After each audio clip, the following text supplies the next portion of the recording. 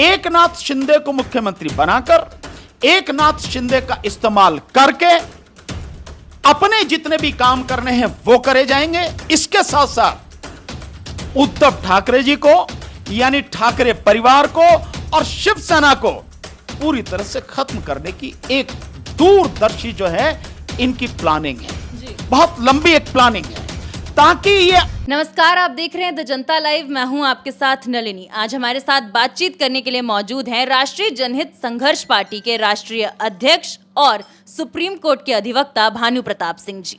Sir, माहौल बेहद गर्म है और आए दिन अलग अलग बयानबाजी टिप्पणियां देखने को महाराष्ट्र से मिल रही है। सबसे बड़ा राष्ट्र महाराष्ट्र, वहां शिवसेना का चले जाना और अब उद्धव सरकार के गिरने के बाद अचानक से एकनाथ का नाम सामने आना सीएम पदवी के लिए। नहीं, ये वाकई में सभी को एक चौंकाने वाला है। इस बात का अंदाज हमें भी नहीं था कि एकनाथ शिंदे को मुख्यमंत्री बीजेपी बनाएगी। लेकिन एकनाथ शिंदे को मुख्यमंत्री बनाए जाने के बाद जब सारी चीज़ें एनालाइज की गई हैं तब ये समझ में आ रहा है कि ये बहुत बड़ी और बहुत गहरी एक चाल है अमित शाह की। मैं सिर्फ यही कहूँगा, बीजेपी की नहीं कहूँगा, मैं अमित शाह की कहूँगा कि अमित शाह की ये गहरी चाल है कि महाराष्ट्र में किस तरह से पूरी तरह से अपना होल्ड कर लिया जाए, बीजेपी का एक छत्र राज्य वहां स्थापित कर लिया जाए। ये सब उसके लिए किया गया है। तो मैं ये मानता हूं कि ये जो सारी अब चीजें जब चल रही हैं तो बीजेपी के दिमाग में दो तीन चीजें हैं जो हर किसी को बहुत क्लियर होनी चाहिए। नंबर एक, बीएमसी के चुनाव बहुत करीब है। एक तो इस चीज को ध्यान में रखकर यह दांव खेला गया है जी। और इसमें कोई शक नहीं है, सब जानते हैं अभी तक की जो स्थिति है, आगे क्या होगा नहीं पता, लेकिन अभी तक की स्थिति से यह क्लियर है कि बॉम्बे से लगे हुए ठाणे में एकनाथ शिंदे की पोजीशन बहुत स्ट्रांग है। कहते हैं गढ़ है उनका। हाँ, गढ़ है। तो उनका जो गढ़ है तो उसका लाभ बीएमसी चुनाव में कैसे उठाया जाए, एक रणनीति ये है। इसके बाद जो दूसरी रणनीति है, जो मेन फोकस है कि 2024 का जो चुनाव है, क्योंकि अब उद्धव ठाकरे से तो बीजेपी के सारे रिश्ते ऑलमोस्ट जो हालत अब हो गए हैं वो तो बहुत ही कड़वे हो गए। वो इकट्ठे कभी हो पाएंगे नहीं हो पाएंगे। हालांकि राजनीति में कुछ भी नहीं कहा जा सकता, कुछ भी हो सकता है, कभी भी हो सकता है। फिर भी आज के हालत को देख के लगता है कि इनके रिश्ते सामान्य नहीं हो पाएंगे। इसलिए उनके बाद अब जब ये राजनीति में जाएंगे, यहां पे 2024 के जो लोकसभा चुनाव होंगे, उन लोकसभा चुनाव में अमूमन मुझे ऐसा लगता है बीजेपी को या तो अकेले अपने दम पे जाने की प्लानिंग है उनकी, या फिर अगर अकेले नहीं तो कम से कम एकनाथ शिंदे और उनका जो गुट है ये सारा उनके साथ जाकर उसका मैक्सिमम लाभ उठाने की एक रणनीति है। सर, अभी कुछ देर पहले ही सुप्रीम कोर्ट की तरफ से एक फैसला आया है कि किसी भी तरीके की राहत नहीं दी जाएगी फ्लो टेस्ट में। नहीं, मैं मानता हूं कि मेरी नजर में ये एक फैसला जो हुआ है ये सही नहीं है। देखिए, ये फैसला उस समय भी सही नहीं था कि जब एक घटनाक्रम एक विधानसभा को लेकर, एक राज्य की सरकार को लेकर इतना सब कुछ हो रहा है जी। और आपके पास में सारी याचिकाएं हैं, तो आप उसको समग्र रूप में उसकी समस्या का समाधान क्यों नहीं करते? आप समग्र रूप में सुनिए। आप ऐसा कैसे कर सकते हैं? ये तो पिक एंड चूज वाली होगी कि भाई मैं इसको तो ठीक करूंगा, इसको नहीं करूंगा। उसका नतीजा क्या हुआ है आप देखिए। उसका नतीजा क्या हुआ है, जैसा पीछे आपसे जब वार्ता हुई थी मैंने तभी आपको बताया था कि इसका नतीजा यह है कि भाई ठीक है, उनकी सरकार वो गिर जाएगी और उसकी सरकार वो बन जाएगी, और यही हुआ। हाँ। भाई बाल ठाकरे जी को मालूम था, उद्धव ठाकरे जी को मालूम था, उद्धव ठाकरे जी को मालूम था कि भाई वो फ्लोर टेस्ट में सफल नहीं हो पाएंगे। उनके पास जो बहुमत चाहिए फ्लोर टेस्ट को पास करने के लिए, जीतने के लिए, वो नहीं है। इसलिए उन्होंने इस्तीफा देना बेहतर समझा, इस्तीफा दे दिया। यही वो चाहते थे भाई, पहले तो वो बाहर हो, चाहे तो उनके मतलब जो फ्लोर टेस्ट में वो फेल हो, या तो ऐसे और या इस्तीफा दें, तो उन्होंने दे दिया। उसके बाद में उनकी सरकार बननी थी, विरोधी गुट के साथ में बीजेपी की सरकार बनी तो उनको मौका मिल गया और उनकी सरकार बन गई। अब बात यह है, देखिए इसमें कई सारे पेच जो हैं फंसे हुए हैं। और पेच क्या क्या हैं? एक तो जो वो 16 विधायक हैं, उन 16 विधायकों की जो सदस्यता है वो खत्म की जाए, उसका नोटिस उन्होंने दे रखा है। जो उपसभापति हैं, ये यूं कहें कि उपाध्यक्ष हैं जी। जो उसके जो हैं विधानसभा के, सो उन्होंने दे रखा है। अभी वो चीज तय नहीं हुई। अभी कह दिया गया कि भाई जब उनके खिलाफ विश्वास मत आ गया तो भाई वो उनके खिलाफ एक प्रस्ताव आ गया कि भाई हमें इन पे भरोसा नहीं है जो उपाध्यक्ष हैं, तो ये मामला यहां फंस गया। स्वाभाविक है कि अगर नहीं है तो वो नहीं ले सकते। लेकिन जो कार्रवाई एक बार हो गई कि भाई ये जो अपना जवाब दें कि इनकी सदस्यता क्यों ना खत्म की जाए, वो तो मामला अभी जो कहते अटका हुआ है इसी विधानसभा से संबंधित। दूसरा अभी यह है कि अब जो ये सारी सिचुएशन जो हो गई इस समय, और 3 तारीख को वहां पर फ्लोर टेस्ट होना है, उनको अपना बहुमत सिद्ध करना है जो एकनाथ शिंदे सरकार है। अब उसमें स्थिति यह है कि जो ये शिवसेना पार्टी है, शिवसेना पार्टी के जो एक वहां के विधायक दल के नेता हैं, पहले एकनाथ शिंदे थे, जब उनको निकाल दिया गया तो दूसरे जो विधायक दल के नेता हैं उनको मान्यता दे दी गई है। तो व्हिप जो जारी होगा, अब 2 तरह के व्हिप जारी होंगे। एक तो उद्धव ठाकरे जी के तरफ से जो वो हैं विधायक दल के नेता हैं, एक उनकी तरफ से व्हिप जारी होगा, और एक स्वाभाविक है कि एकनाथ शिंदे की तरफ से व्हिप जारी होगा। विधायक किसको मानेंगे, ये एक टेक्निकल और एक लीगल पॉइंट फंस गया। इसीलिए मेरा कहना था, और अब जो फ्लोर टेस्ट की बात हो रही है, स्वाभाविक है सबके सामने है, फ्लोर टेस्ट में निश्चित रूप से एकनाथ शिंदे सरकार जो जीत जाएगी। लेकिन बात यह है कि अभी तो उनको इस सारे उसमें जो है अलग गुट की मान्यता ही नहीं मिली। या तो उन्हें अलग गुट की मान्यता मिलती या वो किसी पार्टी में मर्ज होते, दोनों में से ऐसी स्थिति कुछ भी नहीं है।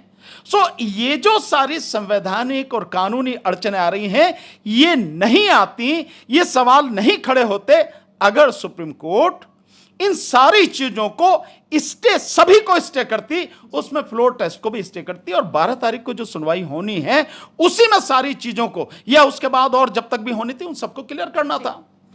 संजय राउत ने, आपने फ्लोर टेस्ट की बात कही है तो एक सवाल लेना चाहूंगी। संजय राउत ने कहा है कि जो 16 बागी विधायक हैं उनके लिए जो स्टे है वो 12 जुलाई तक कर दिया गया है, मगर हमें मोहलत नहीं दी जा रही। एक तरफी फैसले क्यों आ रहे हैं? नहीं, निश्चित बिल्कुल सवाल खड़े होंगे।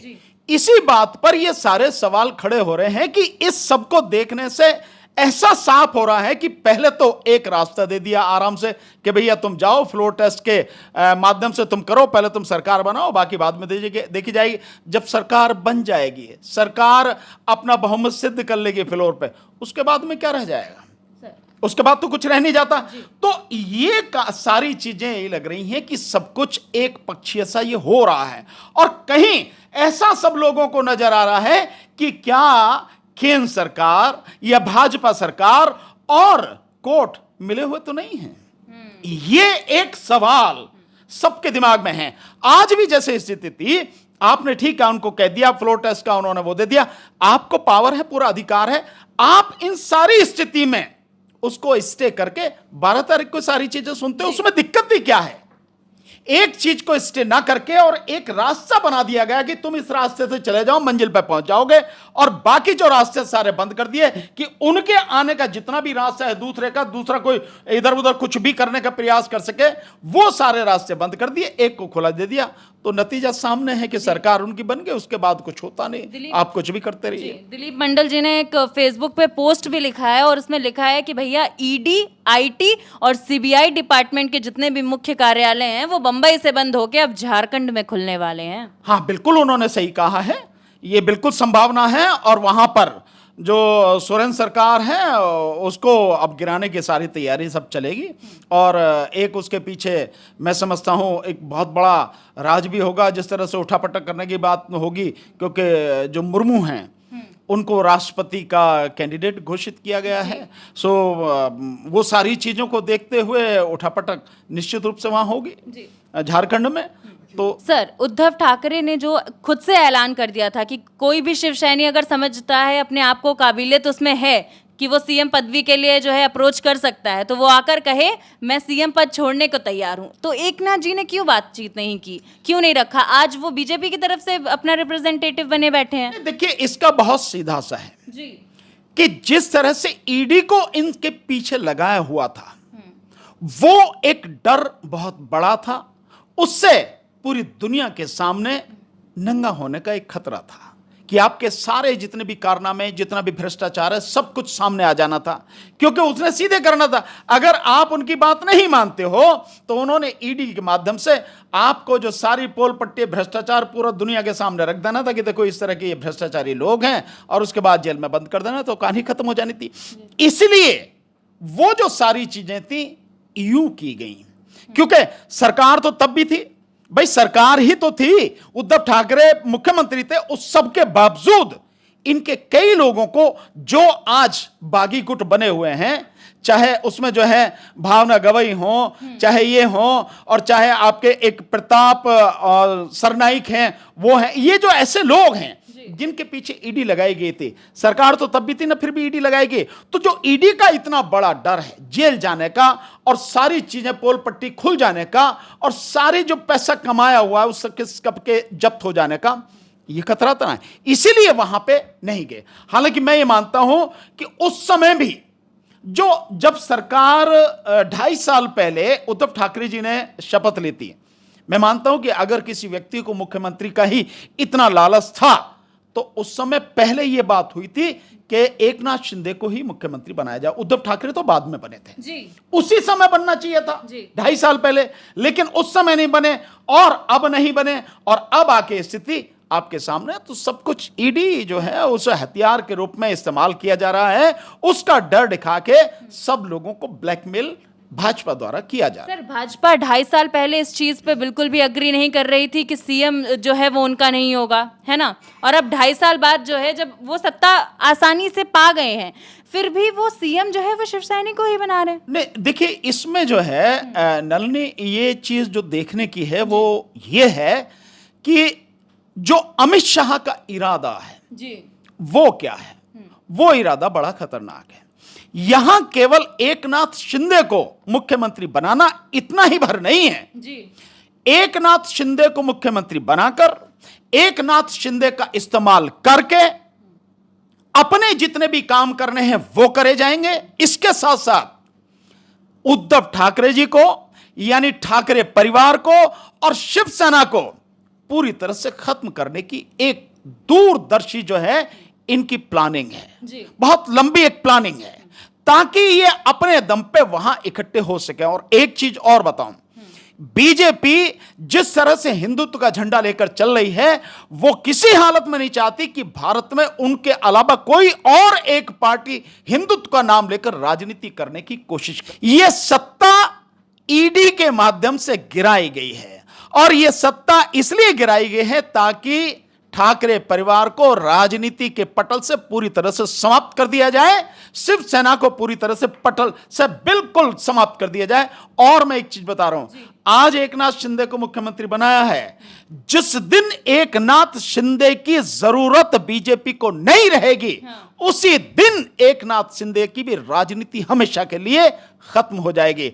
और एक बिल्कुल खत्म हो जाएगी। और एक बात बता रहा हूं कि अब तक आपने सुना होगा कठपुतली सरकार, लेकिन अब जो चलेगी महाराष्ट्र में, हकीकत में आप देखेंगे कि जो कठपुतली सरकार होती है वो कैसे होती है।